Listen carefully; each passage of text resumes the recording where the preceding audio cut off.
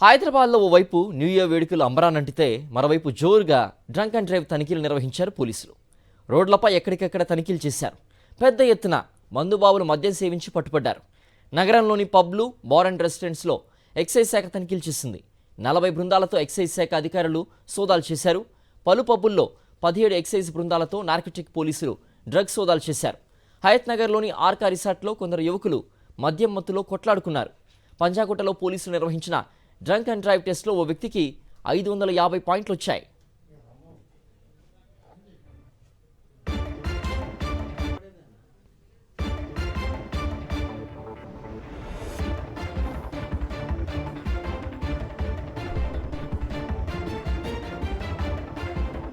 హైదరాబాద్లో ఓవైపు new year వేడుకలు జరుగుతుంటే మరోవైపు మందుబాబులకు అడ్డుకట్ట వేశారు పోలీసులు. అడుగడుగున డ్రంక్ అండ్ డ్రైవ్ టెస్టు నిర్వహించారు. చంపాపేటలో ఓ వ్యక్తి ఫుల్గా మద్యం సేవించి వీరంగం సృష్టించాడు. డ్రంక్ అండ్ డ్రైవ్ టెస్ట్లో దొరికి పోలీసులతో వాగ్వాదానికి దిగాడు. పోలీసులకు మస్కా కొట్టి అక్కడి నుంచి పరుగులు తీశాడు. మందుబాబును పట్టుకునేందుకు పోలీసులు కూడా పరుగులు తీయాల్సి వచ్చింది.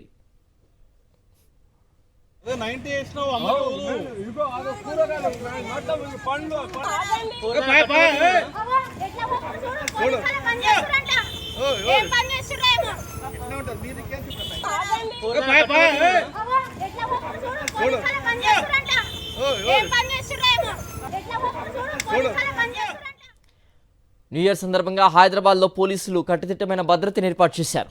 నగరంలో పలుచోట్ల డ్రంక్ అండ్ డ్రైవ్ టెస్ట్తో పాటుగా డ్రగ్స్ టెస్ట్ కూడా చేస్తున్నారు. జూబ్లీ హిల్స్ పరిధిలో పలువురు వాహనదారులకు డ్రగ్ టెస్ట్ నిర్వహించారు. మరోవైపు రాత్రి సమయంలో ఎటువంటి అవాంఛనీయ సంఘటనలు జరగకుండా ఫ్లైఓవర్లను మూసివేశారు పోలీసులు.